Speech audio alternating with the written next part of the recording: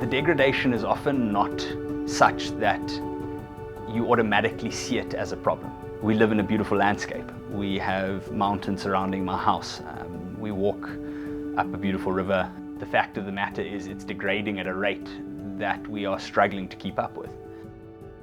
I think being based on the landscape it has its own set of problems. We can't really escape our work. So every day leaving my house, driving to the office, confronted with massive invasions of pine trees and wattles filling up our river courses. I'm confronted with the poverty in town, and I think the problems we're facing in the Langkloof, certainly with invasive trees and farms really struggling to make a living, is a massive problem. I don't think we can underplay the scale of the issue that we are facing. The Tsitsikamma Mountains are one of the most degraded mountain ranges in South Africa and possibly the world. And they don't look like that from the outset. It doesn't seem as obvious to a lot of people until it gets to a tipping point where there's not much you can do anymore. So the scale of the problem is absolutely massive.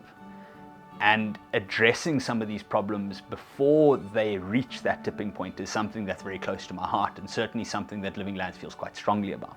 We demand of our employees that you live in the landscapes that you work on. You don't travel in from Cape Town, you don't travel in from Joburg and hold 1 or 2 workshops and feel like you've done something great. You see the people at Braais, you go to sports matches, you fight fires together, you fix roads together, and really feeling a part of the community means you feel that those problems are your problems too.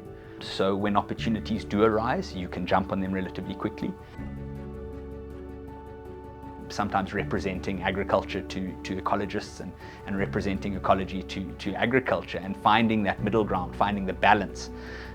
We talk about functional systems, and that is not just environmentally or ecologically functional, that's also financially functional. You know, our communities need to be able to make money, need to be able to make a living, in the same way as the environment needs to be there and sustain water for downstream users and make sure that the ecological function is there. I think it requires a huge amount of collaborative effort. You know, it doesn't come out of thin air, it doesn't happen as naturally as I think we hope it would. It really does need some kind of encouragement. That doesn't focus on negatives. It doesn't point out the problems that everyone is contributing to without also acknowledging the effort that people are putting in. Farmers are vilified. Honeybush harvesters are vilified. They are the problem. They are the ones ruining the resource. We all have a part to play in this. And people are trying incredibly hard to make a living. Whether you live in a city or are running a big commercial farm or a small family farm, everyone is trying their best. And really encouraging these community networks and encouraging this kind of collaboration is very, very important. In order to maintain our landscapes and to maintain the work that we're doing on the landscapes that we already work on, we have to expand. We have to show funders the ability to work at a larger scale. But beyond that, in order to be successful in the work that we do, we have to address this at scale. We can't be addressing this at 1 or 2 hectares. We can't be addressing this at 1 or 2,000 hectares.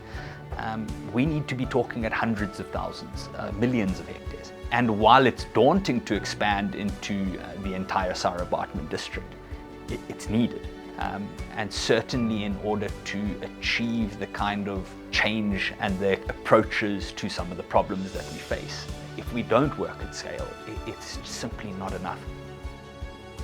One of the reasons that we do expand, or that we are expanding, is so that we can maintain the landscapes we already work on. We aren't willing to walk away from the landscapes that we've been working on. We are committed. I know we talk about 20 years, I think we're committed for a lot longer than that.